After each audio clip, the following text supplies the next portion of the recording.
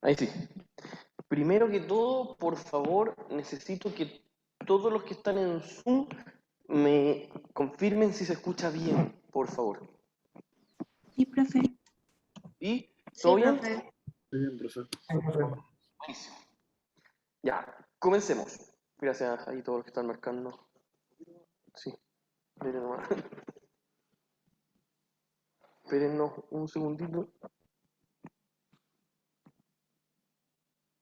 Ahí sí. Ahí sí. Ya, perfecto. Entonces, vamos a comenzar. Primero necesito, por favor, que me digan con el mayor detalle, pero precisión posible, qué vimos la semana pasada, qué temas cerramos, cómo les fue en la ejercitación con Felipe, etcétera, etcétera. ¿Quién me lo puede comentar? Profe, no sé si soy yo nomás. Ah, pero se escucha un poco cortado. ¿Sí? ¿Me escuchan? Perdón. No sé, algo de... Iba a decir lo mismo, que se escuchaba más o menos, pero. Y también quería comentar algo de la ayudantía. ¿Sí? ¿Puede ser internet? Ya. Pucha. Ya. No sé si ahí sí se escucha un poquito mejor, no sé si se escucha bien, que eso es fundamental, la verdad, para poder avanzar. ¿Sí? Ahí sí. ¿No? Sí, ahora se escucha un poco mejor. Sí, ya, buenísimo. Entonces, como siempre, por favor, ustedes saben que me gusta mucho escuchar en qué quedaron, qué hicieron, qué se puede mejorar, cómo estuvieron con Felipe, etcétera, etcétera. ¿Sí? ¿Algo que me quieran comentar? O por Eh, la materia. ¿Sí? Dígame, dígame.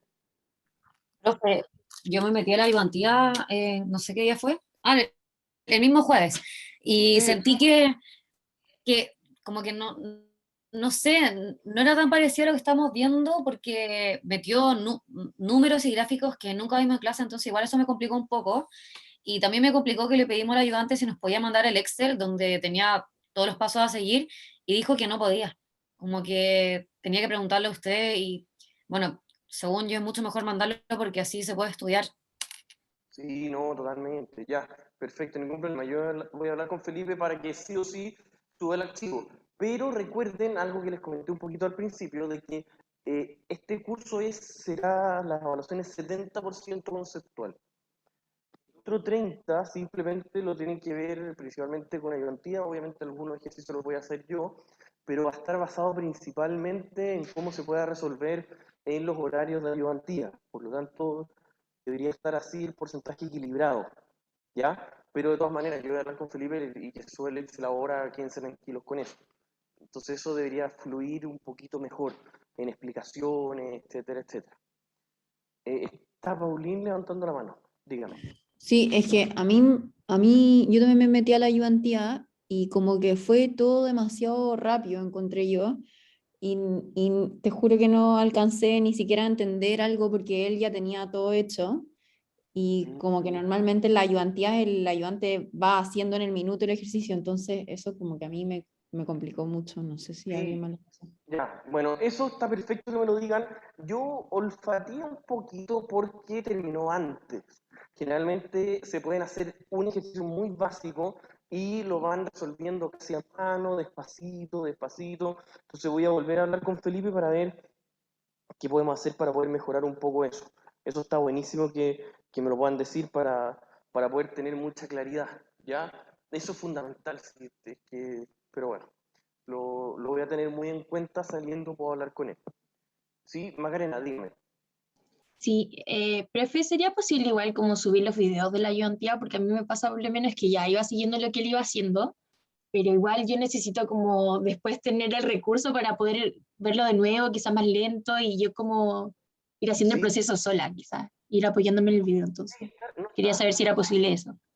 Sí, no, no. Sí. Ay, bueno, ya yo voy a hablar con Felipe, les pido mil disculpas, esas cosas no deberían pasar. Debería estar el Excel el mismo día, el archivo del video el mismo día, debería haber más material, deberían haber esas cosas. Y por eso les agradezco mucho que me lo comenten. Pero en eso quédense totalmente tranquilos. Va a ser, eso es una parte de la materia, debería estar orientada, un poquito orientada hacia los controles de ejercicio, ustedes saben que son de ejercicio, y la base son las ayudantías, de hecho la estructura son las ayudantías. Por eso eso tiene que quedar muy, muy clarito. Ya, y les agradezco mucho que me lo comenten. Yo voy a hablar con Felipe de nuevo para que eso no vuelva a pasar. ¿Ya? Que vaya mucho más despacio, que avance más paulatino. El Excel tiene que estar al tiro y el video por último en la semana. ¿Ya? Ya, gracias, profe. Sí, hay alguien me escribió.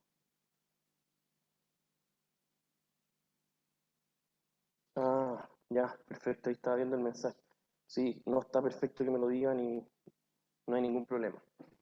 Ya, algo más. Eso tiene que ver con la ayudantía, que son temas logísticos y lo agradezco mucho y está súper, súper clarito. Yo le mandé todos los ejercicios a él, por lo tanto, son cosas de bastante alto nivel. Me consta qué ejercicios son, pero es fundamental de que en el fondo se vayan resolviendo con calma. En general, esta ayudantía dura tanto rato, entonces, ya, voy a hablar con él para ver cómo lo podemos mejorar. Sí, y alguien está levantando la mano. A ver. Tomás, dígame. Profe, quería preguntarle si los capítulos del libro los puede subir como PDF. Ah, si alguien me preguntó, buen punto. No los puedo subir directamente, pero necesito que alguien se contacte conmigo para que yo se los mande. Así que ya, no, alguien me había preguntado por correo, yo les voy a responder para que los puedan tener, no hay ningún problema. Ya, cuenten con eso, Tomás. Pero como les digo, no los puedo subir a webcurso, al menos. Profe, es que hoy día parece que es el control de lectura y yo me metí y sale que hay que reservar el libro. Entonces, como que no es muy fácil acceder al libro. Sí, sí es verdad, en la universidad hay que reservarlo, toma un poquito de tiempo. Yo profe? les recomiendo, porque también varios me preguntaron, les respondí y lo encontraron al tiro. No es políticamente muy correcto, pero lo pueden buscar y en Google aparece en la primera búsqueda. No debería ser más que eso, pero igual se los puedo compartir si alguien me contacta. Ya, Ya, gracias, cuenten. profe. No debería ser más que eso, la verdad. Es algo bastante. Bueno, ahí se los mandaron. Gracias, Felipe. Es algo bastante ágil, no suelo tener problemas con eso. Ahora sí concuerdo y comparto totalmente con ustedes de que no sé por qué, y esto me pasó en varios cursos, o está siendo un poquito más engorroso, o ya lisa y llanamente están quitando textos de la biblioteca virtual. No sé cuál de los dos va a hacer, pero en varios cursos me han dicho lo mismo y eso antes no me pasaba. Podían buscar los textos inmediatamente y listo. No sé si, pero bueno, no sé si le ha pasado en otros cursos. Ya, estaríamos listos con eso, ya tienen ahí el texto, lo tienen claro, tenemos el primer control de lectura. Recuerden que los controles de lectura son solamente para complementar la materia, ¿ya? Y si alguien no los hace, no le va a bajar absolutamente nada. Y yo les recomiendo, perdón, esto es lo último, que siempre esperen a tener la clase antes de resolverlo. Les recomiendo, tienen todo el día, lo pueden hacer en la mañana y son totalmente libres de eso. Pero les recomiendo, ¿por qué? Porque lo que vamos a ver hoy día es 80% de lo que se va a preguntar en el control de lectura, pero es un complemento, siempre es muy sano que ustedes lean el texto primero, escuchen la clase, porque para eso se hace de hecho, de que ustedes primero lean el texto, llegan a la clase con la materia preparada del tema que vamos a ver, y luego, después de eso, cuando ya quedan muy claritos después de la clase, pueden responder con mucha tranquilidad el control de lectura, que van a ser décimas para después, que son cosas voluntarias, pero igual se recomienda mucho poder hacer. ¿Ya? ¿Estamos claritos con eso? Ya. Comencemos. Algo que siempre les pregunto. ¿Qué fue lo último que vimos a nivel de materia? Ya no me refiero a cómo fue la logística, ya me quedó clarita, voy a hablar con Felipe, le voy a volver a explicar, etcétera, etcétera, pero a nivel logístico, o sea, perdón, a nivel conceptual de materia. ¿Qué fue lo último que vimos? ¿Por qué? ¿Por qué nos servía? ¿Qué sentido tenía? Eso es lo que quiero que por favor me digan. ¿Sí? ¿Alguien se acuerda? ¿Sí? ¿No? Vimos lo de como lo averso al riesgo, amante al riesgo, todo eso, ¿no? ¿Qué cosa un poquito más fuerte que no lo escuché? Y que estoy con audífonos, no sé si se escucha muy mal. ¿Sí? Hoy no sé qué puede hacer, me comenta acá el operador que es netamente internet de la sala. Ay, pero bueno. Profe, porque acá se escucha bien. ¿No se escucha bien? Sí, se escucha bien, Sí. profe. Está bien para nosotros. Ah, ya, ustedes me escuchan bien. Ya, buenísimo. Ya, entonces, lo que nosotros vimos la vez pasada era entender esto de que existe un modelo de dos periodos. Este modelo de dos periodos logramos entender cómo existía, y ahí estuvimos, no sé, medio bloque, logrando entender conceptualmente por qué se creó este modelo, qué ganancias existen, por qué existen incentivos para esperar, para consumir la tasa de interés, etcétera, etcétera. Eso fue algo bastante intensivo que estuvimos 2 bloques en eso, ¿ya? Para que ustedes estén muy claros. Y la gran conclusión, la guinda de la torta, ¿cuál era? Al final, la última diapositiva de la clase anterior.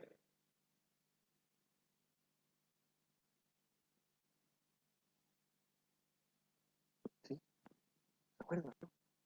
La aptitud frente al riesgo, profe. O sea, ya, eso era un punto importante, pero al final nosotros cerramos con una pequeña ecuación. Ya, exacto. El valor esperado del retorno es igual a ¿qué?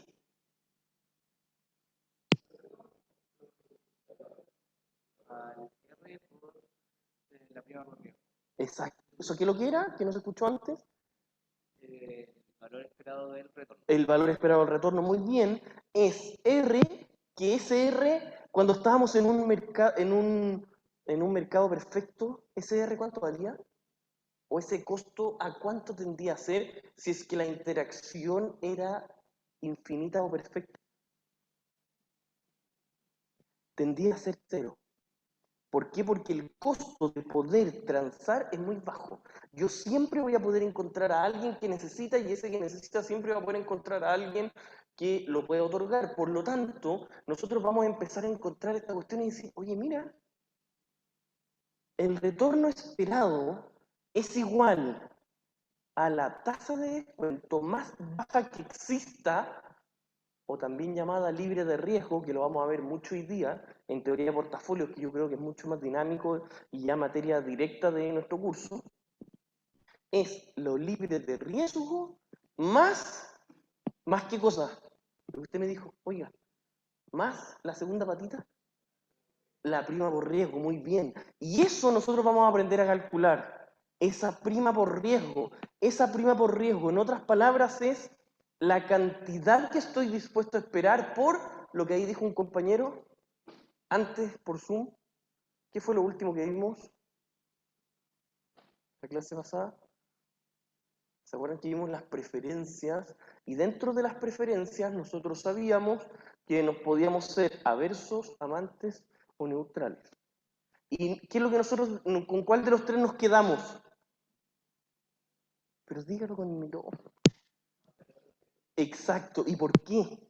Es que eso es lo que necesito retomar un poquito, que se acuerden, que lo veamos, que les expliqué, cómo lo vimos. No estoy ni escribiendo en la pizarra ni nada. Estoy solamente haciendo un repaso comentando. ¿Por qué? ¿Por qué nos quedamos con los aversos al riesgo? ¿Por qué? Porque yo les comenté de que existen dos razones. Primero, son los que empíricamente más existen en la práctica. Esa es la razón. ¿Y por qué? Y ahí yo les dije, es bastante intuitivo. ¿Ustedes creen que va a existir gente o mucha gente que esté dispuesta a pagar por tener más riesgo? Es difícil, no sé, puede existir. O gente que sea totalmente neutral a si es que tienen más o menos riesgo, ¿creen que la gente es indiferente a eso? Es muy poco. Por lo tanto, yo les comenté, nos vamos a quedar con los que son aversos al riesgo, es decir, que mientras menos riesgo es mejor para ellos. Si se mantiene la rentabilidad y existe menos riesgo, nosotros nos vamos a centrar en eso. Ahora se los digo, intuitivamente es bastante obvio, pero necesito que ustedes entiendan la lógica que hay detrás. Por lo tanto, ya volviendo un poquito al tema actual nuestro,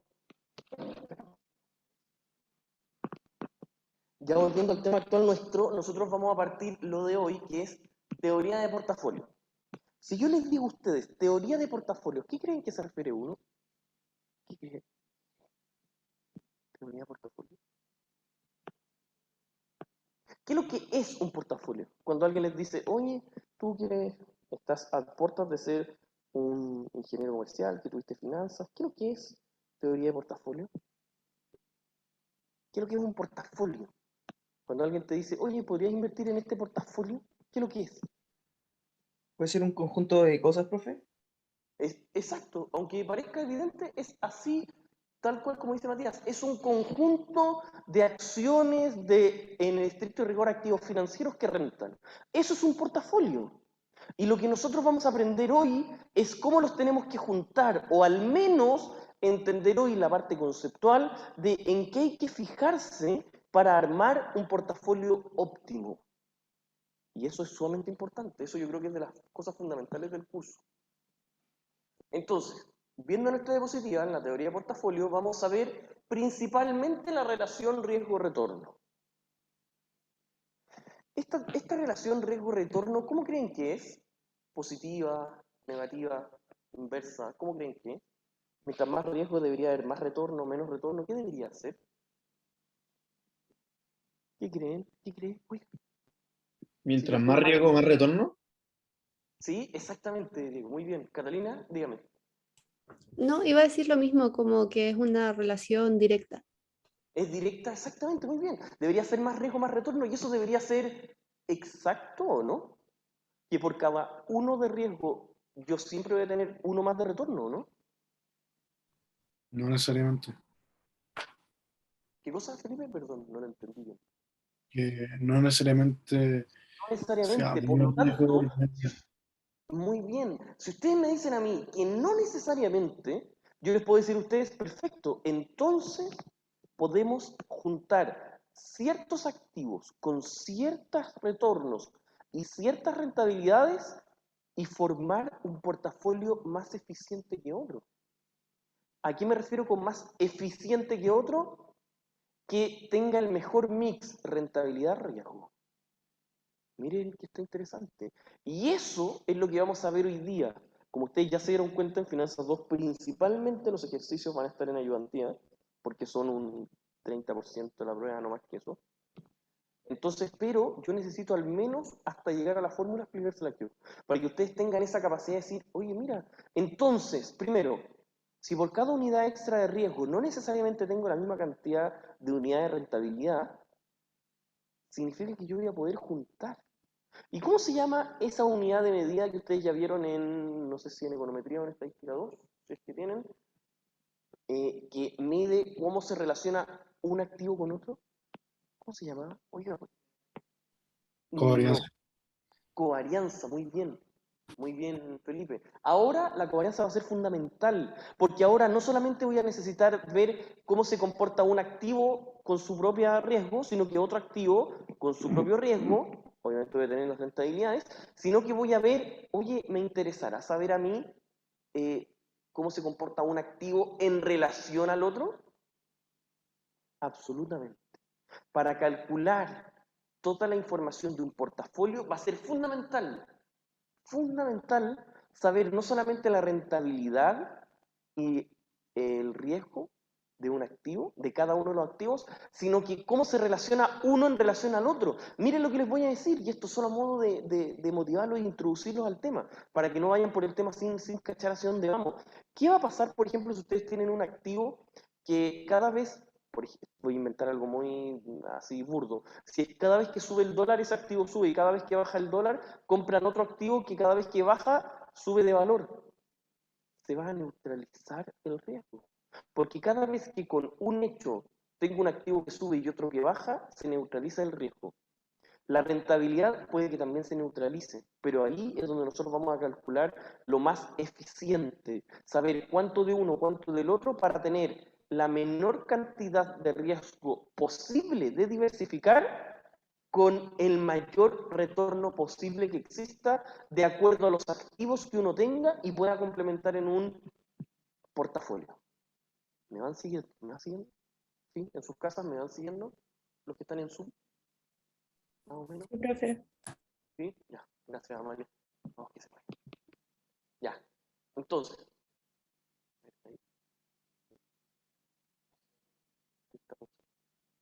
Ahí sí.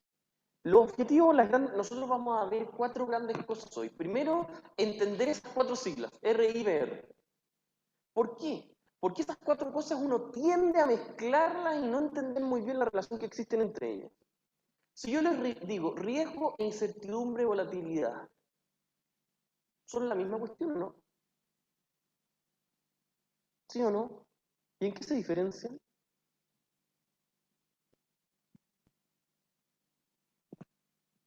¿Sí? ¿Hay alguien? ¿María? ¿No? Profe, no le iba a decir que no se había cambiado la diapositiva, que Ah, seguía en la portada. pero ¿cuál están viendo, perdón? ¿Eso están viendo? Ahora estamos viendo esos objetivos de hoy. Ah, ya, Sí, ya. pero cuando preguntó no se veía, entonces le quería preguntar qué era. Ya, buenísimo. No, ahí me tienen que decir. Me tienen que ir avisando por si. Al parecer no hay muy buen internet, no solo mismo en la mañana.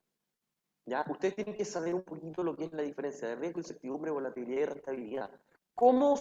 Entre esos, cuál es la definición de cada uno y cómo se logra poder analizar y para qué me sirve cada uno de ellos. Eso es clave. 2. Luego de que nosotros sepamos cada uno de ellos, vamos a ver la relación que existe entre riesgo y rentabilidad. Ustedes ya se adelantaron y me lo dijeron. Mientras más riesgo, necesariamente hay más rentabilidad. La unidad que tiene que haber de cada uno es lo nuevo. Tenés incorporar ideas básicas de teoría de cartera y riesgos. Eso, por si quieren anotar, Ese punto 3 es la teoría de portafolio. Ahí nos vamos a meter con las fórmulas. Ahí nosotros vamos a aprender a entender cómo podríamos armar un portafolio óptimo.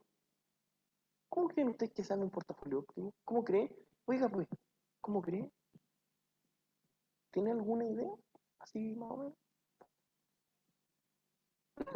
Ya, no se preocupe, no se preocupe. Un portafolio óptimo es el que, de acuerdo a las preferencias del consumidor, minimiza el riesgo y aumenta las rentabilidades. Eso es un portafolio óptimo, eso lo tienen que saber, así de definición, por si quieren anotar. Y 4, interpretar las distintas medidas de riesgo que existen en el portafolio. Luego de que nosotros aprendamos a crear portafolios, que vamos a ir haciendo un ejemplo muy básico, pero que es la estructura, luego van a tener con Felipe, no sé, yo le mandé una cantidad gigantesca de ejercicios, por lo tanto podrán resolver muchísimos de esos, que son clave, las ayudantías son clave en el curso. No es una cantidad muy grande en la prueba, pero son clave para los controles de ejercicio y para poder llevar a cabo lo que estamos haciendo. Esos 4 puntos son los grandes objetivos de hoy. Sigamos avanzando. 1, como les decía, ¿qué es el riesgo? ¿En qué contexto en la diapositiva anterior, en el tema anterior, nosotros vimos riesgo?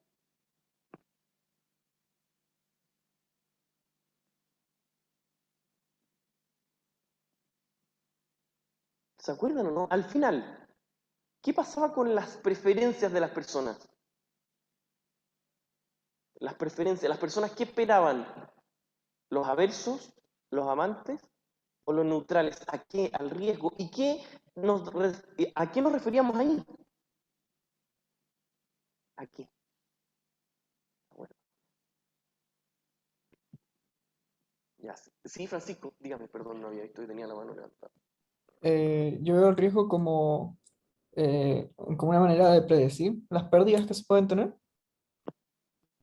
¿Ya? ¿Y en qué sentido? Por si puede contextualizarlo un poquito más, por favor, Francisco. ¿No? Ah, yo No sí. entiendo la pregunta. Ya, no se preocupe. ¿Sí? Catalina, dígame.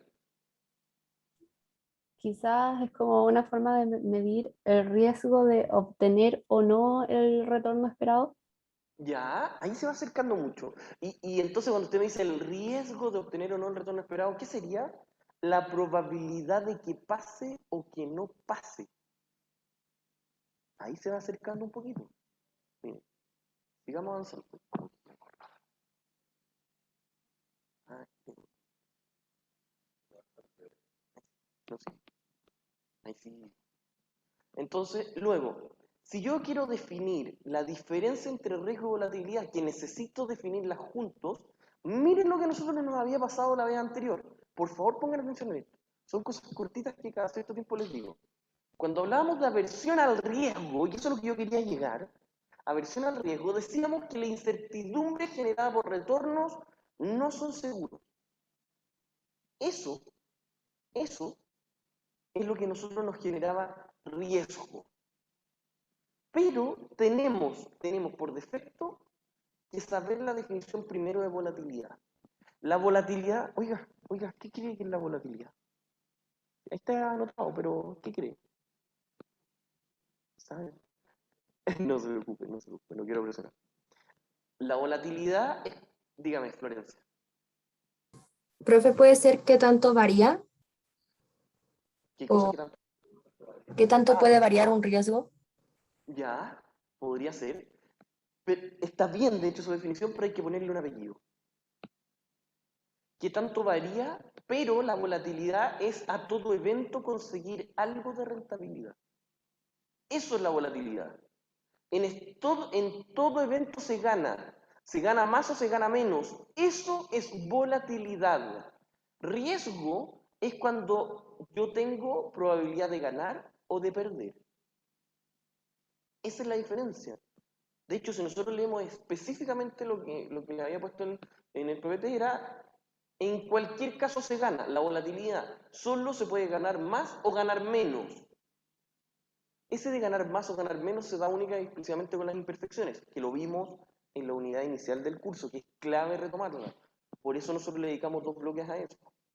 Entonces, ¿qué es el riesgo? Lo que le estaba diciendo. Será cuando existe una probabilidad de perder tanto como de ganar. Y no tiene por qué ser un juego justo. Cuando yo digo no tiene por qué ser un juego justo, es porque yo puedo ganar 10 o perder 20.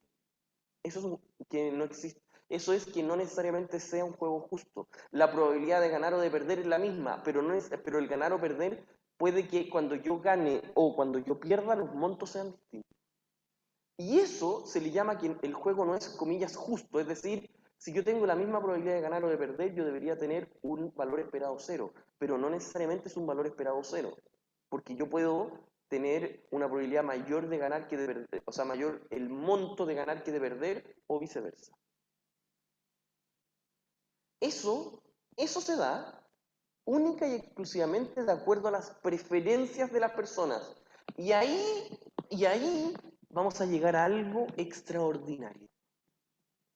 El monto de compensar para correr ese riesgo, de nuevo les digo, correr ese riesgo puntual, es decir, una probabilidad entre ganar y perder, pero puede que la de perder sea muy grande o sea muy chiquitita, da lo mismo, el hecho es que puede existir. El pagar por correr ese riesgo se le llama premio por riesgo. Y ese premio por riesgo siempre es positivo para el escenario de los 3 que nosotros elegimos. ¿Cuál era el escenario? Averso, amante o neutral. Averso, muy bien. Para el averso siempre el premio por riesgo es positivo. ¿Me van siguiendo? ¿Sí? ¿No? Los que están en Zoom, por favor, más o menos. Profe, Dígame. me perdí un poco con lo de premio por riesgo. No sé si lo puede repetir. ¿De premio por riesgo? Sí, el premio por riesgo, así específicamente, que al parecer no se escucha muy bien, el premio por riesgo es el monto que se va a pagar extra por el hecho de correr el riesgo que yo le estoy diciendo. ¿Qué es lo que era riesgo? Es cuando yo puedo tanto ganar como perder. Pero el monto de ganar o perder pueden ser montos distintos. Eso es una cosa. Ese es el punto 1. Sí. Para las personas aversas al riesgo, que nosotros ya vimos que vamos solamente a analizar las aversas al riesgo, y ya les expliqué por qué, las aversas al riesgo, ahí yo necesito que ustedes tengan muy claro el cuánto se va a, comillas, pagar, y no es un monto absoluto, sino que es un porcentaje, cuánto se va a pagar extra por asumir ese riesgo, depende de cada preferencia. Lo único que les puedo decir es que si alguien es averso al riesgo, ese número es positivo. Y es como, ya, eso es la parte de materia. Ahora se lo explico más como un tema mío. Si ustedes creen que a una persona no le gusta el riesgo, ¿cuánto va a exigir de rentabilidad? Va a exigir la R más un premio por riesgo bastante más alto. ¿Hace sentido intuitivo o no? Más o menos. ¿Sí? ¿Ahí sí? ¿No?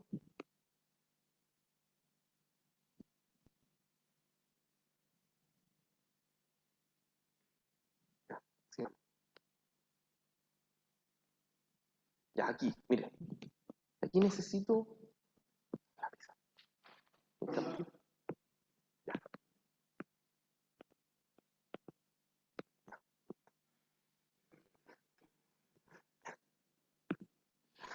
Ay, ya. Vean esto. Si nosotros tenemos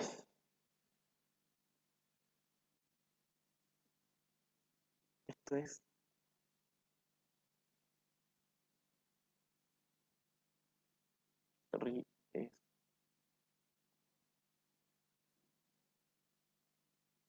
paso el tiempo. Perdón, torrenta ahí.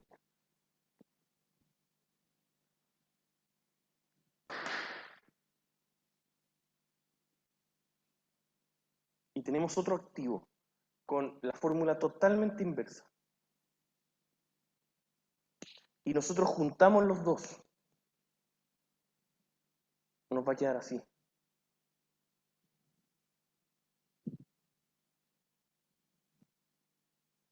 Es decir, se podría tener una rentabilidad fija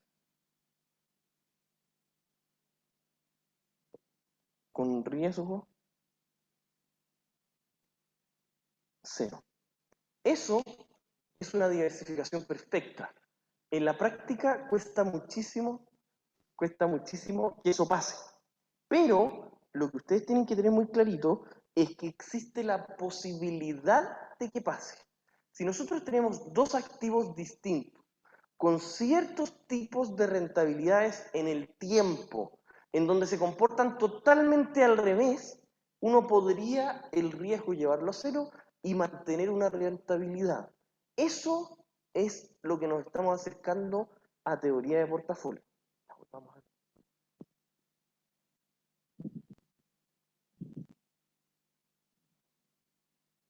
Ahí sí. ¿Cómo medir el riesgo? Como ya vimos en el gráfico anterior, podemos entender que un activo por sí solo, su volatilidad, es decir, su desviación estándar o varianza, es una buena medida de riesgo. Acá se va a poner un poquito más enredado el tema y necesito que estén muy concentrados. Miren, nosotros vimos que por sí solo la volatilidad, es decir, en nuestra medida estadística, es desviación estándar. Es una buena medida de riesgo, pero esto cambia en un portafolio.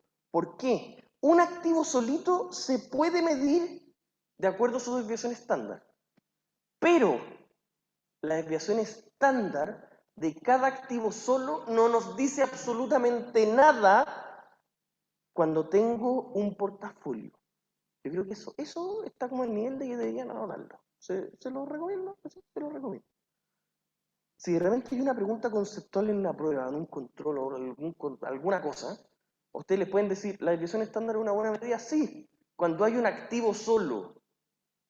Cuando yo tengo dos activos o más, es decir, tengo un portafolio, esa medida no me sirve de absolutamente nada.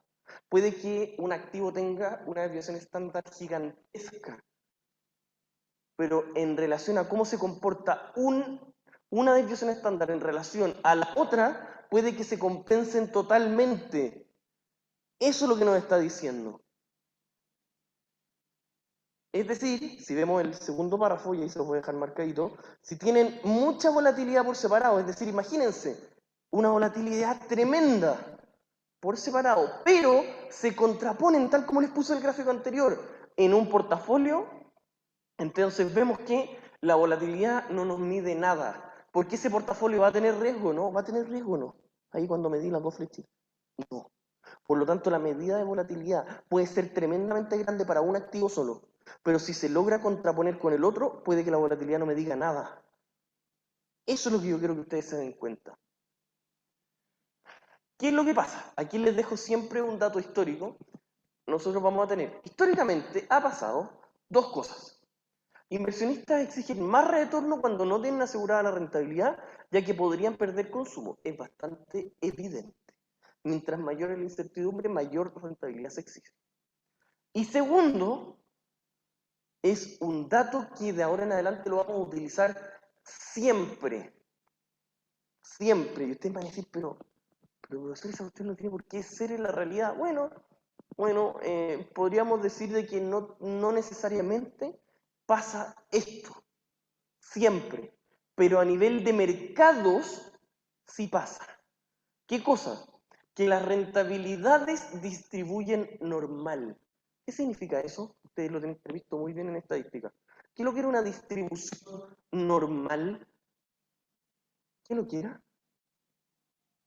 ¿Alguien se acuerda o no? Yo estoy seguro que saben. Estoy seguro, no es así como que crea que saben. ¿Qué es lo que era? O sea, recuerdo el gráfico, pero no como la definición exacta. Ya, Pero bueno, como tipo campana de Gauss. exactamente, muy bien, muy bien. Es una campana de Gauss, pero ¿qué significa eso? Sí, ya está bien. Dimos el primer pasito, que es muy bueno. Es una campana de Gauss, pero esa campana de Gauss, ¿qué información interna tenía? Si eso es lo que tiene que haber hablado mi colega de estadística. Que ¿Qué la tenía? mayoría de los datos se concentran como en el centro.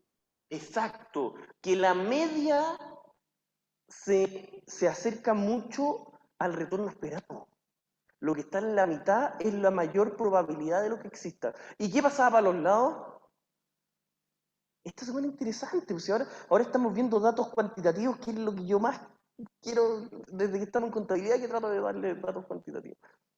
¿Qué es lo que pasa en los extremos? Pues de una campana de Gauss. Bueno, en los 30% para los lados está una cantidad de datos ínfimos. Es decir, el 50% de toda la información está al medio. Y eso nosotros lo vamos a utilizar de ahora en adelante. ¿Por qué? Porque de acuerdo a ese supuesto, vamos a poder llegar a las fórmulas que vienen después. Si nosotros no tuviésemos eso, no va a existir, si no se supiese ese nivel de información, nosotros no podríamos hacer prácticamente nada a nivel de teoría de portafolio. O sea, se podría, ahora que lo pienso se podría, pero sería bastante más complicado, porque nos ahorra mucho el hecho de que sea una distribución normal. Esta distribución normal hace de que el comportamiento de las rentabilidades entre un activo y otro, yo los pueda empezar a comparar. Ese es el objetivo. Ya, sigamos.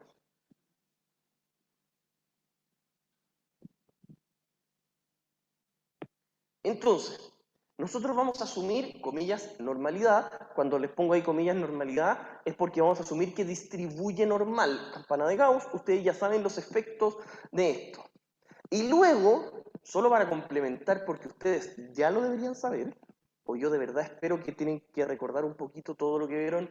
Esto yo lo veía, no sé si en estadística 2, en econometría, como les dije. Pero ¿cuánto era? Miren lo que significa. Que ahí está. Para efectos financieros vamos a asumir que la rentabilidad se distribuye normal. Primero, hasta esa parte de la frase, ¿qué significa? Por favor, ¿quién me lo puede explicar con sus palabras? Que las rentabilidades de los activos distribuyen normal. ¿Qué significa? ¿Qué es lo que es una distribución?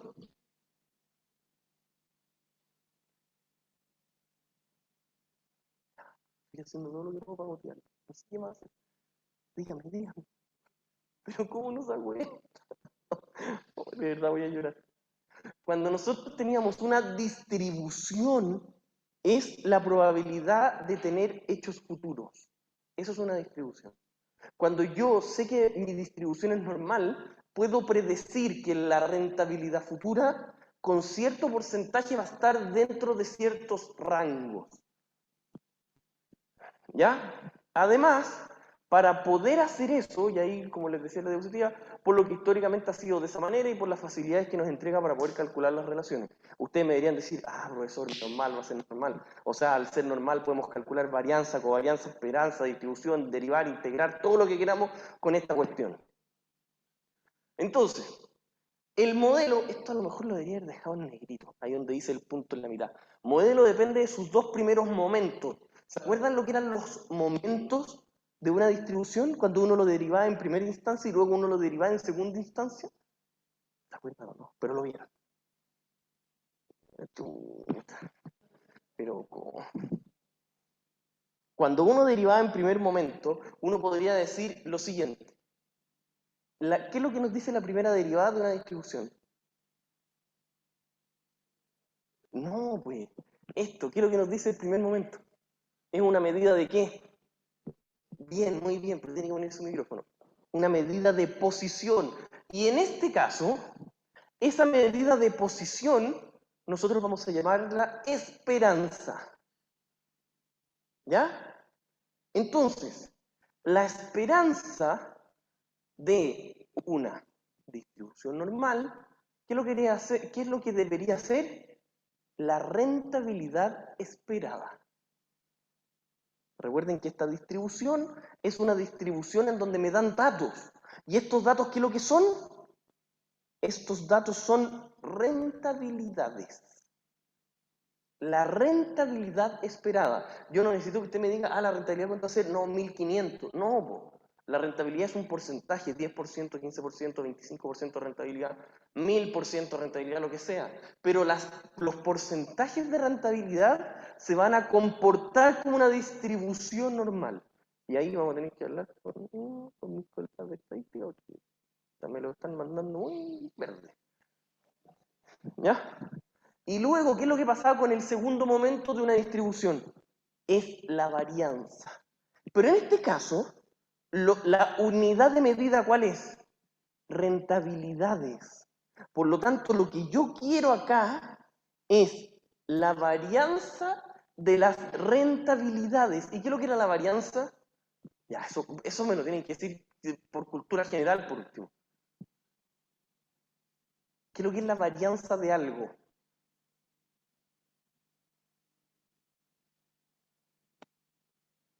¿Ya? ¿Sí? ¿Sí? Exacto, bien. Ya está empezando a perder la fe. Ya, bien, muy bien. ¿Cuánto varía en relación a la media? Por lo tanto, el promedio de las rentabilidades, ¿cuánto se mueve hacia un lado o hacia el otro? Eso es la varianza. Y eso ustedes lo tienen que saber. Entonces, y lo que está en negrito aquí más abajo, el riesgo de un activo será medido ¿cómo? Me lo deberían decir todos en coro. ¿Cómo pues? ¿Cómo pues? Ya pues. ¿Cómo? Exacto. De ahora en adelante y de acuerdo al modelo que elegimos, o más que elegimos, que todos los modelos apuntan hacia allá, vamos a tener algo muy clarito, de que el riesgo se va a medir con la fórmula de la varianza. Eso es clave en realidad, porque lo van a tener que usar mucho en el trabajo, en todo lo que se viene en el curso. ¿Ya? Cuando ustedes quieren calcular el riesgo que tiene un activo, de ahora en adelante, y por favor colóquelo en un cuadradito rojito con, no sé, asterisco por todos lados, el riesgo se mide con la fórmula de la varianza. ¿Se acuerdan? Esto es un paréntesis, solo un paréntesis. ¿Se acuerdan que nosotros teníamos ciertas fórmulas en Finanza 1 como la anualidad, la perpetuidad? Esas son fórmulas algebraicas, pero que funcionan perfecto en un contexto conceptual. Acá pasa lo mismo. La fórmula de la varianza es única y exclusivamente una terminología algebraica, pero que funciona perfecto en este contexto, en el cual, si las rentabilidades de todos los activos vamos a asumir que distribuyen como, bien, muy bien, pero tiene que poner el micrófono para la próxima, pero está bien, muy bien. Si asumimos que distribuye normal y sabemos que la gran mayoría de los números están medidos en la mitad y sabemos que cómo se mueve en la varianza, vamos a asumir que eso que se mueve va a ser el riesgo. Y por lo tanto, la fórmula de la varianza calza perfecto para asumir que de ahora en adelante la varianza, que es un cálculo algebraico, va a ser igual a la medida de riesgo. ¿Me va siguiendo? Ya, sigamos, bien, me gusta. Ya. Profe, ¿podría repetir lo último, por favor? Sí, por supuesto, Diego, por supuesto. Gracias. Por lo tanto, de ahora en adelante, la fórmula algebraica, que ustedes la saben calcular, bueno, y si no pueden meter en Excel nomás, var, igual, una cuestión así, ahí sí que no nos podemos quedar tan atrás repasando, de que la fórmula de la varianza de un listadito de datos, eso va a ser el riesgo. De ahora en adelante vamos a poder medir, porque hasta ahora, ¿qué es lo que era el riesgo para ustedes? Si yo les decía, uy, ¿cuánto riesgo tiene esa acción? Ustedes que me decían, no sé, pues me lo tienen que dar. Bueno, ahora ustedes lo pueden calcular.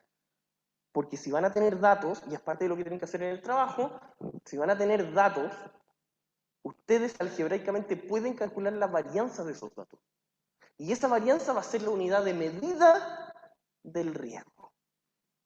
Ya, vamos que se puede. Ya, nos estamos motivando. Vamos. Ya, sigamos. Tema 2. Recién vimos, así como sutil, como a modo de resumen, no resumen, como de materia nueva, pero como instalar las bases, como introducción, podríamos decir, de teoría de portafolio, es simplemente saber lo que es el riesgo, cómo lo vamos a medir algebraicamente, qué es lo que es la volatilidad, qué es lo que es la rentabilidad, y la incertidumbre lo vamos a dejar de ladito por mientras. ¿Por qué? Porque cuando hay incertidumbre es cuando no tengo los datos anteriores. Pero lo vamos a dejar ahí pendiente. Tema 2 de hoy. ¿Se acuerdan cuántos temas eran hoy día? 4, bien. De esos 4 temas, ya, no se ría de mí mismo. De esos 4 temas, muy bien, el primero era lo que recién vimos. El tema 2 es saber cómo medir algebraicamente la relación entre el riesgo y la rentabilidad. Porque ya estamos metiéndonos a poquito. Ya estamos empezando a aprender cómo una acción o cualquier cosa que rente, ya vamos a saber calcular el promedio, que es la rentabilidad, de esperanza. Ya vamos a saber calcular el riesgo y ahora queremos saber cómo hablan esas dos cosas. Esa es la unidad o tema 2 de hoy. El tema 3 es el portafolio, es juntar una acción, otra acción y cómo miércoles se juntan. Y el tema 4 es llevarlo al tema más práctico. Entonces, ya hemos comentado que un mercado de capitales perfecto, la unidad de la semana pasada, lo que exigirá una persona por esperar es R de mercado. Ese R de mercado es, al ser perfecto, y de hecho, ¿por qué le pongo tanto énfasis? Porque así se creó la fórmula. Así, de ahora en adelante vamos a empezar a ocupar una fórmula que se llama retorno esperado es igual a RF más una prima. Y ese RF es lo que se llama libre de riesgo. Y ustedes en su trabajo van a tener que elegir una tasa libre de riesgo, imagínense. Y van a tener que decir, oye profesor, es que acá lo más libre de riesgo es esto. Y no tienen que argumentar. Por eso es tan importante esto que estamos viendo, para que lo que me digan tengan base asidero conceptual. ¿Ya? Entonces, al ser un mercado de capitales perfecto, lo que exigirá una persona por esperar es R de mercado, o más adelante lo vamos a llamar como RF, que es libre de riesgo, más un premio por riesgo. No saber si lo que espera consumir realmente se va a cumplir, es decir, esa cuestión media rara, ambigua, llamada riesgo. Asumiremos que el R en un mercado de capitales perfecto va a ser total y absolutamente sin riesgo, es decir, lo que le estaba diciendo por ahí está la diapositiva. Ustedes de ahora en adelante van a asumir que ese R, que estuvimos toda la primera clase analizando cómo llegar, ese R, que es el costo de transar entre uno y otro en un mercado de capitales perfecto, va a ser la libre de riesgo. Consulta, conceptualmente, de acuerdo a lo que saben ustedes, desde contabilidad financiera o contador en adelante, esa libre de riesgo, ¿debería ser 0 o debería ser un poquito más? ¿Y por qué? ¿Qué creen ustedes?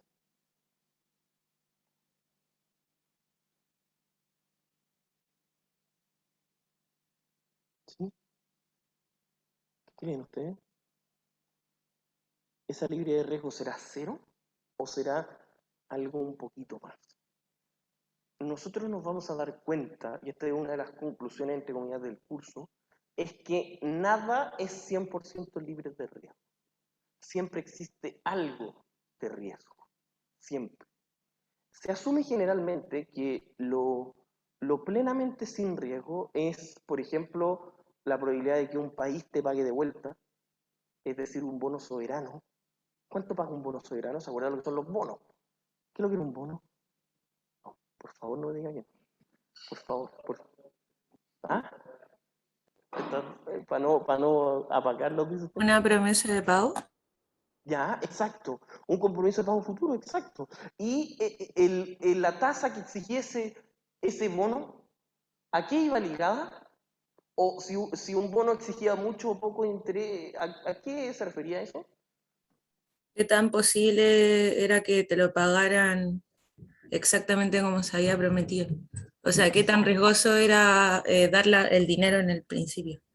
Muy bien, la felicito, muy bien. Eso es. ¿Y ustedes creen, por ejemplo, que un país, incluso un país muy solvente, Alemania, Estados Unidos, Inglaterra, que son países que la probabilidad de que te paguen de vuelta es extremadamente alta, ellos igual pagan un interés, ¿o no? Sí.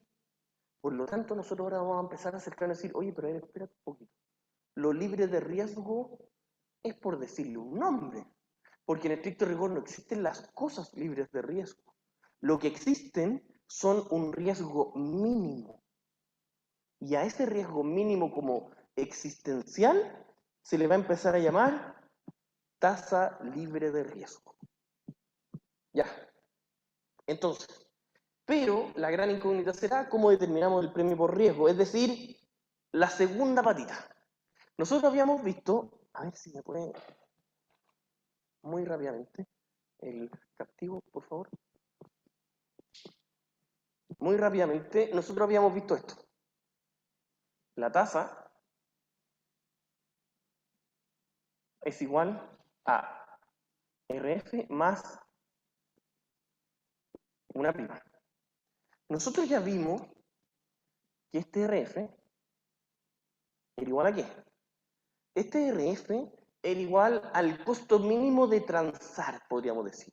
En un mercado de capitales perfecto, debería tender a ser cero, pero siempre va a tener algo de costo. Es imposible que sea cero. Pero a esto se le va a llamar libre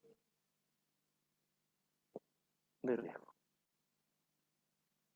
Por lo tanto, si yo quiero calcular una tasa esperada, esa tasa R, lo que me falta saber es cómo miércoles calculo la prima. Eso es donde nosotros nos vamos a someter ahora. ¿Ya? Volvamos ahora sí a nuestra diapositiva. Cortito. Entonces, como dice ahí el tercer párrafo, pero la gran incógnita será, ¿cómo determinamos el premio por riesgo de un mercado en el que los individuos pueden tener distintos grados de aversión al riesgo? ¿Cómo podrá ser? Nosotros ya vimos que asumimos que toda la gente es aversa al riesgo. O sea, por racionalidad, todas las personas van a pagar por disminuir el riesgo. Eso es. O no es que vayan a pagar, sino que están dispuestas a pagar por disminuir el riesgo. Pero todas tienen distintos grados. No funciona.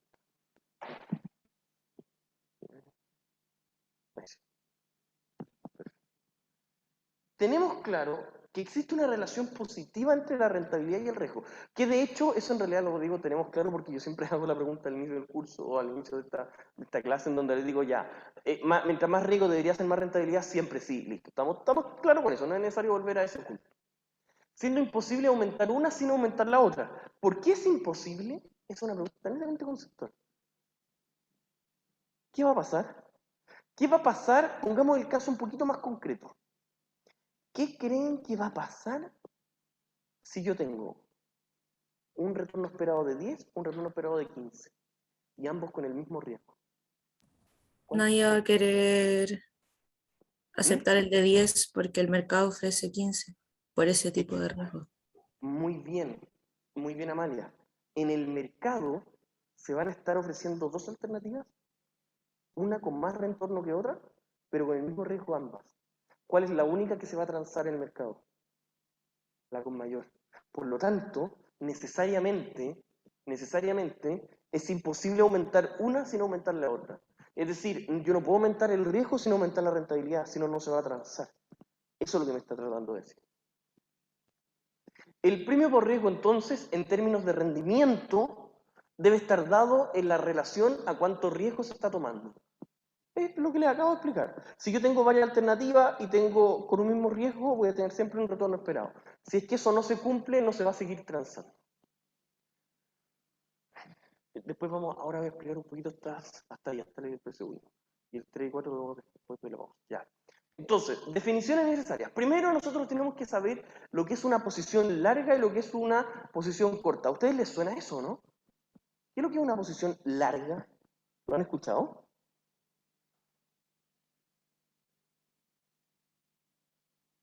¿Alguien ha escuchado eso, no? Tener una posición larga. En el fondo, esto es una terminología financiera solamente, por simplicidad. Tener una posición larga sobre un activo es cuando alguien compró un activo. Si yo le digo a usted, oiga, usted tiene una posición larga sobre tal acción, lo único que estoy tratando de decir es que usted compró esa acción. Eso es todo. Por eso ahí nos dice, posición que se toma al comprar un activo. Quien posee la posición larga es llamado el tenedor de dicho activo. Él lo compró, inversión. En cambio, posición corta, y se imaginarán, es cuando uno vende. Oye, ¿tú sigues teniendo una posición larga en cierto activo? No, ya tomé una posición corta. Es decir, no, ya vendí el activo. Y el compadre que lo vendió es el que lo emitió, si es que fue por primera vez, o el que se deshizo. Es decir, una inversión negativa o simplemente desinversión o financiamiento. ¿Por qué financiamiento? Porque cuando yo hablo de financiamiento es cuando pido dinero. Listo. Venta corta. Esa es una terminología muy financiera. ¿Qué es una venta corta? A lo mejor en algunas películas netamente de finanzas, de transacciones, no sé, Lobo de Wall, alguna de esas películas, se habla mucho de una venta corta, de una short sale. ¿Qué es lo que es? ¿Lo han escuchado, no? ¿Alguien lo ha escuchado? Estoy seguro que más de alguno lo tiene que haber escuchado. Cuando uno tiene una venta corta. No, nadie, ¿en serio? ¿No? ¿No? Ya, una venta corta es cuando uno vende un activo del cual uno todavía ni siquiera es dueño. Eso es una venta corta. Es tomar un activo, comillas, prestado, así por lo menos se explicaba en mi época, ahora es más arrendado. Uno toma prestado un activo de otro y lo vende. ¿Por qué? Porque el otro lo tiene en venta en 10, yo se lo tomo, lo vendo en 15, le paso los 10 y yo me quedo con la diferencia. Eso es una venta corta. Posición de venta de un activo que no es de nuestra propiedad, en términos fáciles, es arrendar un activo por un tiempo determinado para volverlo a comprar en un futuro y devolverlo. Lo vendo, si lo vendí en 15 y se está vendiendo en 10, lo vendo, lo compro en 10 en el mercado y hice una diferencia. Entonces así, ¿qué es lo que uno hace? Uno se queda con ese activo, lo vendí, lo compré en el mercado a un precio menor y el diferencial es para uno. Eso se hace mucho. Eso es, yo creo que el 80% de lo que hace un trader son ventas cortas. Porque en el fondo uno ve posiciones de las cuales uno no es dueño. Uno no es que uno diga, ah, es que esta acción es buena y yo es dueño, yo soy dueño de esa. No, no.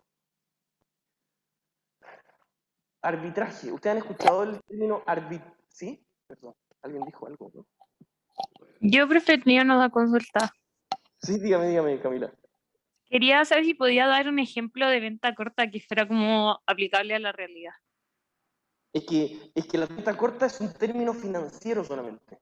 No se aplica más en la realidad que eso que yo les dije. ¿Por qué? Porque de ahora en adelante ustedes van a saber que si un activo se está transando a cierto precio y ustedes lo tienen a otro, necesariamente de ahora tienen que saber que se pudiese hacer una venta corta, como el ejemplo que recién les dije. Como que no se puede concretizar más porque solo se utiliza ese término en ese escenario. Ya, profe, gracias. No se preocupe. ¿Sí? ¿Sí? ¿Acá una duda? ¿Acá? Dígame. Está totalmente normado en las mesas de dinero. Más que arrendar, uno puede, como, bueno, es que vamos a entrar un poquito más en detalle con la materia final que les puedo explicar, que son derivados financieros. En estricto rigor uno no arrienda la acción, sino que uno firma un contrato de obligarme a comprarla a futuro. O sea, venderla a futuro. Entonces yo se la compro, me endeudo, pago una tasa de interés, y luego yo me comprometí a venderla a cierto precio. ¿No es cierto? Ya, eso lo vamos a ver un poquito más adelante cuando veamos derivados financieros. ¿Puede ser como un leasing o no? No está orientado hacia eso. El leasing está pensado para arrendar y finalmente ser dueño. En este caso no. Acá está pensado para yo arrendarla, venderla y después volver a comprarla. ¿Ya? Martín. Ya. Arbitraje. ¿Qué saben ustedes de lo que es el arbitraje? Cuando alguien dice, oh, mira, hice un arbitraje perfecto. Es casi que un término casi popularmente conocido cuando uno puede ganar a todo evento. Nosotros decimos cuando los alumnos nos están tratando de luchar, no, me están tratando de arbitrar. No sé si sea muy ñoña la expresión financiera, pero... ¿Sí? Alguien, espéreme, hay dos manos levantadas. Dígame, espéreme, ¿quién está primero? Está Francisco y después Catalina, dígame. O sea, yo del arbitraje por lo menos tenía entendido, por ejemplo, cuando se pasaban a través de distintos tipos de cambio para lograr obtener como una ganancia. Ya, se acerca. En ese escenario pasa mucho. Pasa mucho. Ahora se lo voy a explicar. Y Catalina, no sé si usted quiere decir algo. Era algo parecido, que lo vimos en Macro 2, Ya. donde veíamos que estaba regularizado el arbitraje, porque finalmente, no sé, si es que yo voy comprando distintas divisas y monedas de distintos países, al volver quizás al peso chileno, no debiese haber ganado más al hacer el cambio. Ya. Y Perfecto. bueno, el hecho de que haya una ganancia en esa acción, o sea, al hacer eso era el arbitraje. Muy bien, la felicito Catalina, lo entiende muy bien el término y ahora yo se lo voy a terminar de complementar. Primero, que exista arbitraje tal como dice Catalina, es muy difícil, económicamente hablando, y si el mercado tiende a ser perfecto, el arbitraje dura muy poquito, por lo que decía Catalina. En el sentido de que cuando uno empieza con el arbitraje, es decir, primero encontrar un arbitraje es que yo puedo ganar a todo evento sin haber hecho una inversión, es decir, sin riesgo. Es como casi que decir, oye, pero en una casa de cambio puedo comprar dólares a, no sé, 750 y en otro los venden a 780. Entonces compro uno, vendo en otro. Compro uno, vendo en otro. Y eso yo lo voy a poder hacer ¿hasta cuándo? Hasta que el que la está vendiendo muy caro se va a dar cuenta y va a ajustar el precio. El ajustar el precio, el nivelarse en un mercado perfecto pasa instantáneamente. Como decía Catalina, pasa casi instantáneo.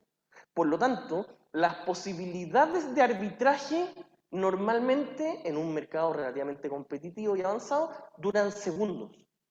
Pero arbitraje de por sí, la definición, más allá de cuánto dura, es cuando alguien gana todo evento. Es decir, leyendo la definición, que acá les tengo en la diapositiva, una oportunidad en la que sin ninguna inversión inicial puede obtenerse un retorno libre de riesgo. Por ejemplo, aumentar el retorno sin más riesgo, comprando un activo con mayor retorno esperado y vendiendo con uno con menor. Pero por supuesto. Esta oportunidad implica una violación de la ley del precio único. ¿Por qué? Ya estamos pasados. Ya dejémoslo hasta acá. Retomamos acá y la siguiente definición a la vuelta. ¿Ya? Nos conectamos a las 5. Por favor, si quieren se mantienen conectados, yo voy a dejar abierto. Voy a dejar abierto, pausada la grabación, pero lo voy a dejar. Ahí está. Ya. Ahí sigue grabando. Ya, entonces, nosotros estábamos hablando en estas definiciones que las tenemos que saber, que son parte del curso y que las vamos a seguir utilizando durante el resto del semestre. Arbitraje, yo les estaba comentando que es una oportunidad cuando uno puede ganar a todo evento sin haber invertido nada.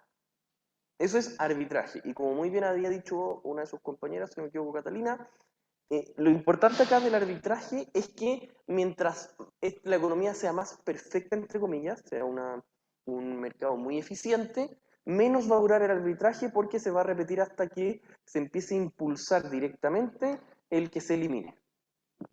¿Se entendió lo que es el arbitraje? ¿O no? ¿Sí? Sí, me imagino que sí. Entonces, ahí está. Por último, la ley del precio único, que va muy, muy ligado al tema del arbitraje, es que un activo siempre, independiente en qué lugar se encuentre, va a tener siempre el mismo valor. ¿Por qué? Porque ¿cómo uno valoriza un activo financiero? ¿Quién se acuerda?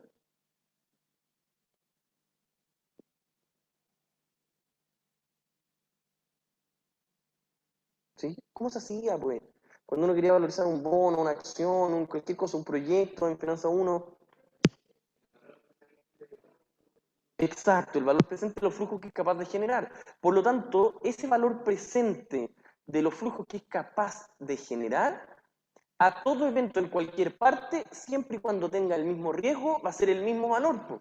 Si es casi un tema algebraico. Por eso les digo que uno podría hacer, si es que en el caso que se esté transando a un distinto valor en distintos lugares, es cosa de tener ciertas posiciones, es decir, posición larga, posición corta, para poder hacer un arbitraje respectivo y eventualmente se va a terminar nivelando.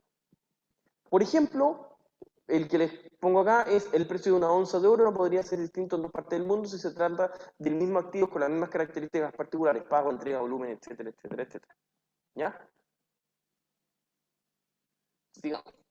Luego ya vamos a entrar como a la parte fundamental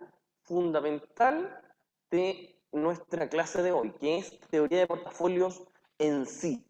Lo que yo les había comentado de la teoría de portafolios era de cómo se comportan, tanto algebraicamente como conceptualmente, cómo se comportan los activos dentro cuando tenemos más de uno, todo eso en conjunto. Eso es un portafolio. Ya vimos que un activo en particular posee un riesgo igual a la desviación estándar. ¿Se acuerdan de eso?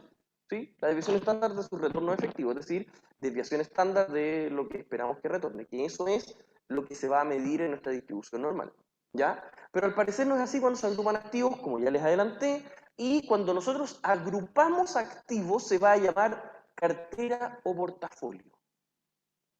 Definiremos una cartera o portafolio como la tenencia de 2 o más activos simultáneamente. Esa definición es extraordinaria, es sumamente precisa. Es cuando uno tiene 2 o más activos juntos simultáneamente, es un portafolio. El peso, cuando yo les digo el peso de cada activo, es la proporción que yo tengo en cantidad, para que tomen nota. Si yo tengo 40% de uno, 60% de otro, ese es el peso relativo.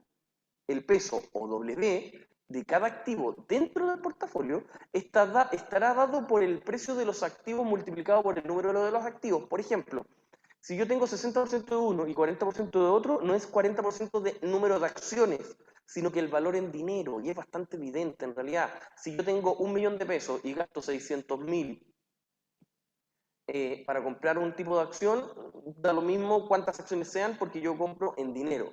Por lo tanto, el peso relativo de cada activo dentro del portafolio va a estar dado por el precio de ese activo multiplicado por el número de activos que se tenga, y esto aplicará para todos los activos.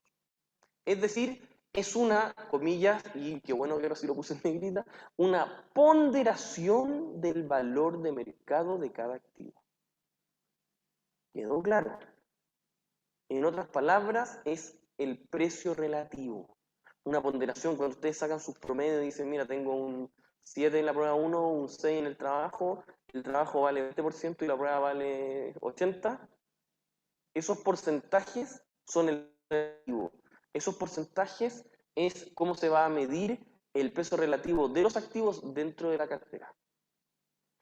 Ahora, como les dije, estamos entrando en tierra derecha, en ejercicios que van a tener que resolver junto con Felipe, en donde nosotros vamos a tener un portafolio de los activos H y J, que ya vamos a ver, de hecho, ya vamos a ver un poquito más adelante cuáles son H y J numéricamente. Esa fórmula que ustedes están viendo ahí es algo bastante, comillas, trivial, porque tiene que ver con el retorno esperado, ojo, el retorno esperado de un portafolio. ¿Cómo creen que se mide el retorno esperado? Retorno, no riesgo. Retorno esperado de un portafolio. ¿Quién me lo puede decir? Los que están en Zoom.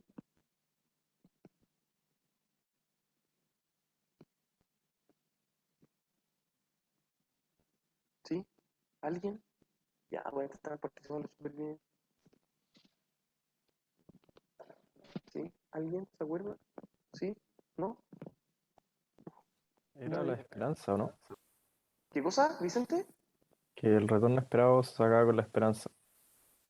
Ya, en la esperanza, pero está muy bien, Vicente, pero en el fondo lo que yo quería que ustedes me dijeran es que simplemente la ponderación de los retornos esperados por separado. Si yo sé que un activo me va a tener un retorno esperado de 10%, otro va a tener un 5%, y tengo 50% cada uno, el retorno esperado del portafolio es simplemente el promedio ponderado. Eso es. Eso es a nivel de rentabilidad, retorno. Créanme que es totalmente distinto. Recuerden, por favor, los datos que estamos viendo. Nosotros nos vamos a manejar ¿con qué? Con el retorno esperado de la acción 1, retorno esperado de la acción 2. Listo. ¿Cuánto es el retorno esperado del portafolio? El promedio ponderado de esos retornos. ¿Me van siguiendo? O sea, está clarito. Y si nosotros tenemos un portafolio de 10 acciones, se pondera el retorno esperado por el porcentaje que tiene cada una. Pero ¿dónde se empieza a complicar? Tampoco es tanto, es una fórmula intermedia. Pero ¿dónde se empieza a complicar? Y esa fórmula la van a tener que utilizar. La van a tener que utilizar. ¿Ya? Es lo siguiente, si vamos viendo.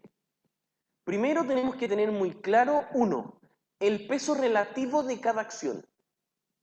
¿Ya? Luego vamos a tener la desviación estándar de cada acción, que es sigma, esa como O un poquito hacia el lado. ¿Ya? Y además, entonces tenemos, de cada acción vamos a tener ¿qué porcentaje tenemos? ¿Ya? Además, nosotros vamos a, para poder calcular la desviación estándar, ojo, del portafolio, vamos a tener que tener 3 grandes áreas, datos. 1, ¿qué porcentaje tengo de cada acción? 1. 2, ¿qué desviación estándar tengo de cada acción? Y 3, la covarianza. O también se conoce, ¿cómo se llamaría? ¿Qué es lo que era la covarianza? Ustedes que ya saben, ¿sí? ¿Saben? ¿Saben? ¿Qué es lo que es la covarianza? ¿Que ya lo vieron en estadística?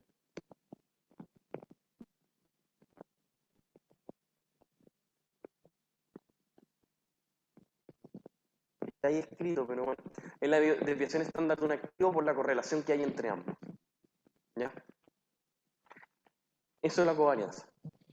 Entonces, eso que ustedes van a tener que tener, por favor vayan tomando nota, entonces necesitan siempre el porcentaje que hay de cada uno, la desviación estándar de cada uno y la covarianza. Teniendo toda esa información, ustedes van a poder calcular la desviación estándar del portafolio. ¿Por qué? ¿Qué es lo que era la desviación estándar? Algebraicamente es desviación estándar. Conceptualmente, ¿qué es lo que es? ¿Qué dijimos que era, pues? En una desviación, en una El distribución riesgo. normal, ¿qué es lo que era? ¿Ah? El riesgo. Exacto, dicen. Por lo tanto, miren esto. Ustedes van a tener el riesgo de uno, el riesgo del otro,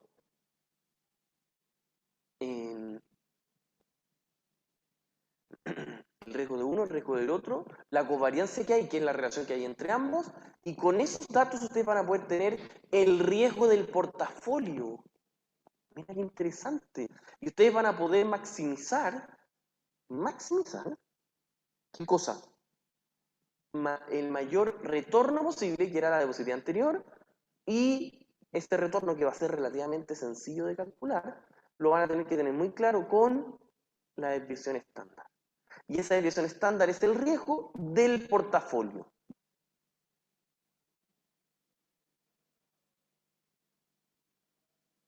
¿Estamos claros? ¿Me van siguiendo? ¿No? ¿Sí? Ya, la relación estadística anterior, ¿qué es lo que nos indica? De que si nosotros teníamos, tal como habíamos dicho al inicio, tenemos 2 activos y tenemos el riesgo de uno, el riesgo del otro, retorno de uno, retorno del otro. ¿Qué pasa si cuando yo gano con un activo pierdo con el otro y viceversa siempre? El riesgo como portafolio se podría diversificar. Eso que yo les expliqué intuitivamente con el gráfico, en donde le puse esas rayitas hacia arriba, hacia abajo y que se podría diversificar, se explica algebraicamente en la fórmula anterior. ¿Ya? Por otro lado, ustedes tienen que saber que eso que yo les puse en el gráfico, que eran tomar tanto de uno como tomar del otro, no necesariamente es comprar 2 activos.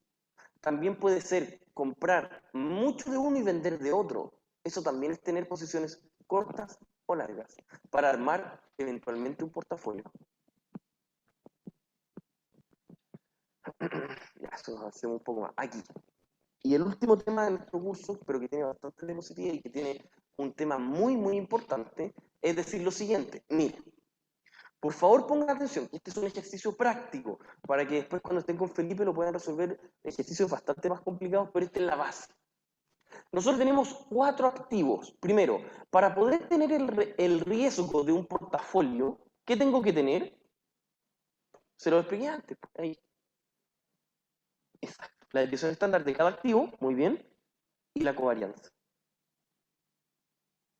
Y acá, ahí, espérenme, uno más, ahí. Para poder calcular la covarianza, ¿cómo lo calculo? Lo calculo como la desviación estándar del activo inicial por la correlación entre ambos. Por lo tanto, si yo tengo la desviación estándar de cada uno, acá, la desviación estándar de cada uno, tengo el peso relativo de cada uno, ¿qué voy a poder tener?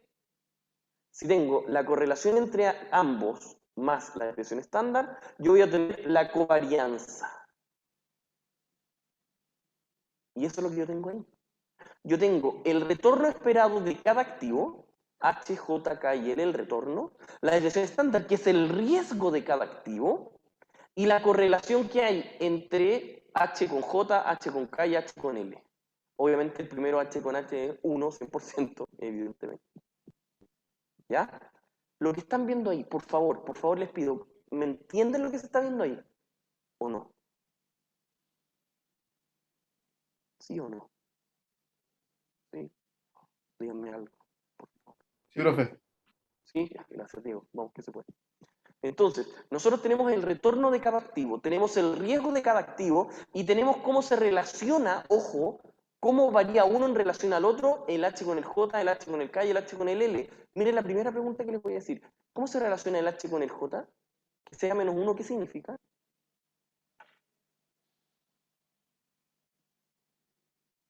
¿Qué significa, pues? Ese menos 1, ¿qué significa? Exacto, en forma perfecta. Muy bien. Después tenemos la relación de H con K es 0. ¿Qué significa? ¿Qué significa, pues?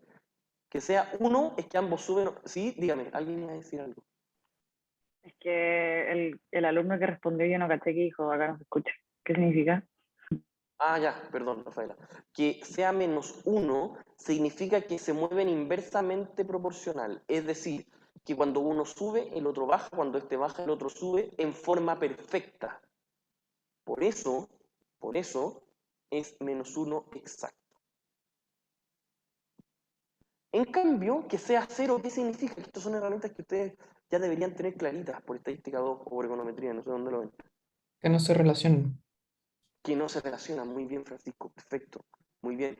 Que no existe una tendencia para poder relacionar uno con el otro. No hay. Si uno sube, el otro puede subir, o si uno sube, ese también puede bajar. No hay una relación que exista uno con el otro. Ya. ¿Se acuerdan los activos que nosotros habíamos visto en el ejemplo acá? Era H y J. Eso nomás les digo. Acá vamos a tomar los mismos activos, H y J. Asumamos, esta proporción se las voy a dar yo. Obviamente que esa proporción ustedes la van a tener que poder calcular un poquito más adelante. Bien, van a poder calcularla. Pero en este caso yo les voy a dar por mientras los porcentajes. Si tenemos esos porcentajes, 40,89 y 59,11, con esos porcentajes, y yo los meto en las fórmulas iniciales, ¿cuáles fórmulas? Esta que les estoy mostrando, miren, esperen un segundo. Yo meto esos porcentajes en esa fórmula para tener los retornos, si es que hago un portafolio, y en esa fórmula para poder calcular el riesgo del portafolio. Es decir, yo puedo calcular con todos los datos anteriores el riesgo del portafolio y el retorno del portafolio. Ahí yo tengo el retorno esperado, yo tengo el retorno esperado del portafolio y la desviación estándar del portafolio. Cáchense esto. ¿Qué pasa con la desviación estándar del portafolio H y J?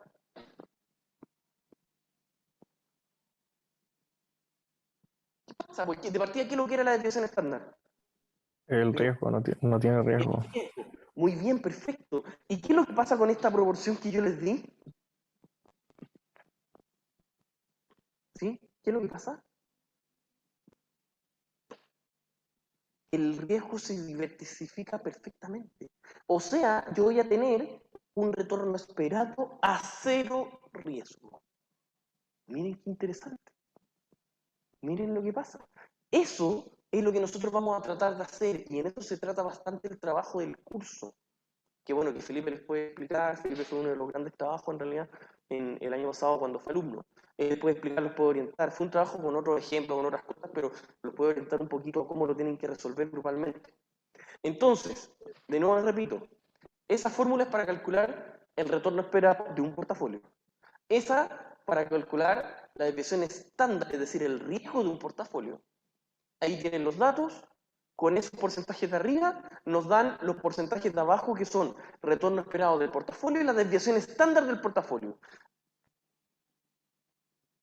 Las proporciones 40 y 60 en el fondo, obviamente no fueron elegidas al azar, sino que eran la proporción exacta en la cual un portafolio de 2 activos quedan 100% diversificados. ¿Quedó claro? Hasta ahora me van siguiendo, ¿no? ¿Me van siguiendo? ¿Sí? Ya. ¿Los que están en Zoom me van siguiendo? ¿Sí? ¿Sí? No. ¿Sí? ¿Martín? Oh, no lo escuché. Ya. Sí, profe, démosle. Gracias, Martín. Ya, entonces, miren lo que se empieza a poner acá un poquito más interesante.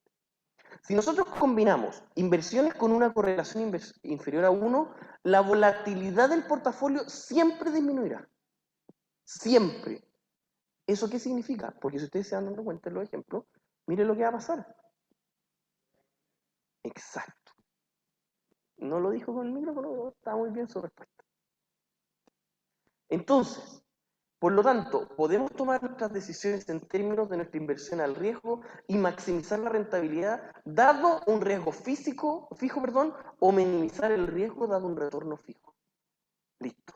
En el caso de H y K, van a ser siempre mejor la decisión que solo H, y H y J siempre va a ser mejor que solo J. Eso es de las cosas que más les pregunto en las pruebas y los controles. Tienen un portafolio. Calculen qué portafolio, o sea, tienen activos sueltos. Entre esos, ¿cuál es el óptimo? ¿Comprar tanto de uno y tanto de otro? ¿O comprar la misma cantidad? No comprar, o a lo mejor ningún portafolio te ayuda. Y eso lo vamos a ver justamente, no sé si es lo siguiente, aquí. Justamente, ahora empezamos. Ya es claro que al juntar un activo con otro, podríamos, Antonia, perdón, dígame. Profe, es que en la diapositiva anterior salía que J era mayor a J, entonces no entiendo. ¿Cómo? ¿Qué cosa? No, a ver, mira. ¿Sale J? Sí. Este portafolio junto va a ser sí o sí mejor que tener solo H. ¿Ya? Y H con J va a ser sí o sí mejor que tener J solo. Ah, ya, eso. Gracias. Eso es lo que ustedes tienen. Eso es de las cosas que yo les voy a preguntar en las pruebas. Les voy a decir, calculen el portafolio, tal como hicimos con el de recién que está ahí. Y que ustedes obviamente van a ejercitar mucho con Felipe, les voy a subir videos, guía y todas las cosas que siempre les subo. Entonces, hasta ahora nosotros ya hemos visto que se puede diversificar, ¿sí o no? Sí, se puede diversificar. Podemos encontrar algunos posibles portafolios que nos ayudan a tener mejores decisiones. Y obviamente si nosotros tenemos un activo que nos renta 10 y otro que nos renta 8, al mezclar nos va a rentar 15. Pero podríamos tener una rentabilidad intermedia con mucho menor riesgo. Eso es lo que a nosotros nos ayuda. Eso es lo que ustedes tienen que ir entendiendo. Ahora, es verdad, ¿podemos mejorar? Sí, podemos mejorar. ¿Hasta cuánto podemos mejorar? ¿Hasta cuánto creen se podrá diversificar y tener riesgo cero y tener la mayor rentabilidad? ¿O no?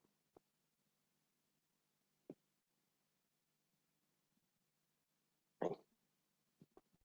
Nosotros de ahora en adelante vamos a aprender que existen dos tipos de riesgos. Si quieren leer el capítulo que ahí hasta lo habían mandado por el chat, les va a ayudar el control de lectura, que como les dije, voluntario, también va a estar muy bien descrito esto. Vamos a tener dos tipos de riesgo.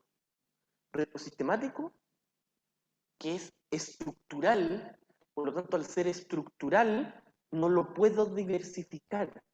Ese es el riesgo sistemático, el del sistema. Si yo tengo un riesgo, por ejemplo, por el hecho de existir en nuestro país, este riesgo yo no lo puedo diversificar por mucho que compre todos los activos del país. En cambio, el riesgo no sistemático, o específico también se le llama, es un riesgo puntualmente que existe en ese rubro. Entonces, si yo tengo un riesgo en un rubro específico, yo eventualmente lo podría diversificar con otro rubro. Esto pasa muchísimo, muchísimo. de que yo compro un activo de un rubro y compro de otro. Eso pasa. ¿Y por qué? Porque yo lo quiero efectivamente diversificar. ¿Y cómo lo calculo algebraicamente? Necesito, como ya vimos antes, calcular el riesgo del portafolio nuevo y calcular la rentabilidad del portafolio nuevo. ¿Y cómo se hace? La rentabilidad, muy sencilla, una simple ecuación, y el riesgo del portafolio también es una simple ecuación, por lo menos yo lo encuentro así, pero para eso necesitamos la covarianza y la correlación. O sea, la covarianza, y para eso necesitamos la correlación y la desviación estándar de cada uno. Y ese es el riesgo no sistemático. Eso viene de cajón en preguntas. Se lo digo ya. Ya. En algún rubro, si es que es un tipo de riesgo sistemático o no sistemático. Ahí, y nos queda eso. Entonces, hasta el momento sabemos que si combinamos activos, miren lo que va a pasar, podemos disminuir el riesgo sin sacrificar rentabilidad de la cartera. ¿No es cierto? Hasta cierto punto podríamos diversificar y tener una rentabilidad promedio. Ustedes ya se están dando cuenta que si tenemos un activo que renta 10, otro 15, y tenemos mitad de cada uno, nos va a rentar 12,5. Ahora, ¿queremos saber cuánto nos queda el riesgo de esa cartera? Sí, lo podemos calcular, pero para eso necesitamos saber la correlación que existe entre ellos. Y esa correlación multiplicada por la desviación estándar de cada uno, la podemos calcular. Ahora, si nosotros combinamos activos, podemos disminuir el riesgo sin sacrificar rentabilidad de la cartera, y como hemos dicho antes, esa disminución tiene un límite, la covarianza promedio. Listo. Perfecto.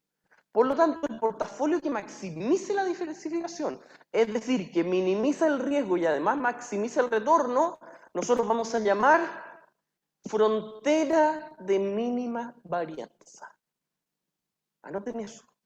Eso es importante. Anótenlo, por favor les pido que lo anoten.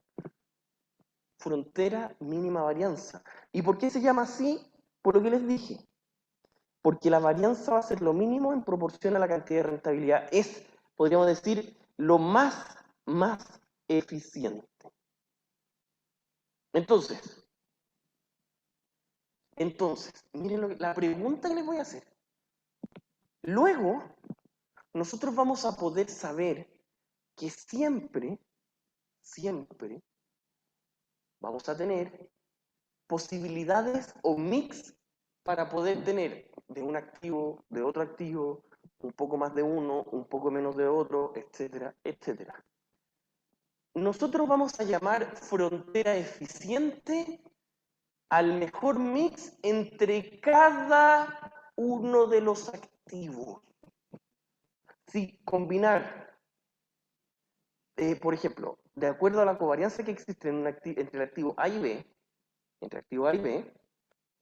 el óptimo en los porcentajes de combinar uno con el otro es, por ejemplo, tener 30% de uno y 40% del otro. Listo. Ese portafolio va a ser el óptimo para esos dos activos. Si yo tengo otros dos activos y el óptimo es tener, no sé, 50-50, y luego tener otro 80-10, o sea, 80-20, y otro 90-10, etcétera, etcétera, el óptimo en cada uno de ellos va a ser un punto. ¿Y por qué se los digo?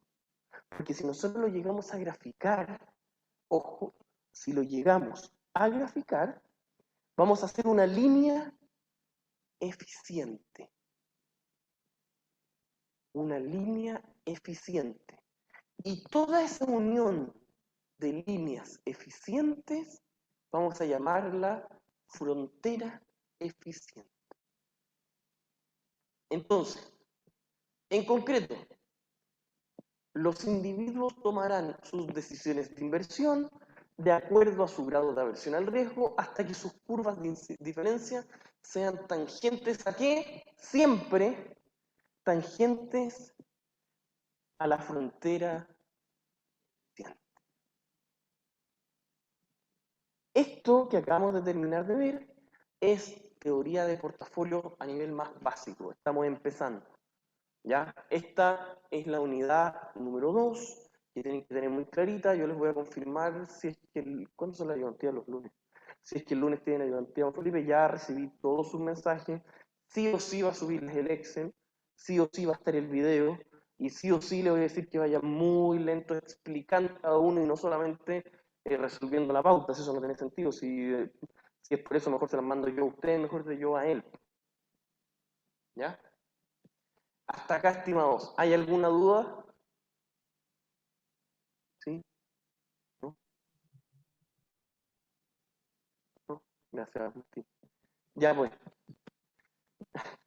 Ya pues, estimados. Lo dejamos hasta acá. Nos estamos viendo y por favor cualquier cosa me escriben. ¿Ya? Yo les recomiendo resolver al tiro. Sí, Amalia, perdón, te interrumpo. No, profe, es que si va a terminar la clase le quería pedir si después podía hablar con usted un minuto. Sí, por supuesto, por supuesto. Gracias. Ya pues, que estén muy, muy bien, mucho éxito y nos estamos viendo. Chao, profe, que esté Chao, bien. profe. Chao, Chao, profe, profe. gracias. Profe. Nos vemos, gracias por todo. Cualquier cosa me escriben.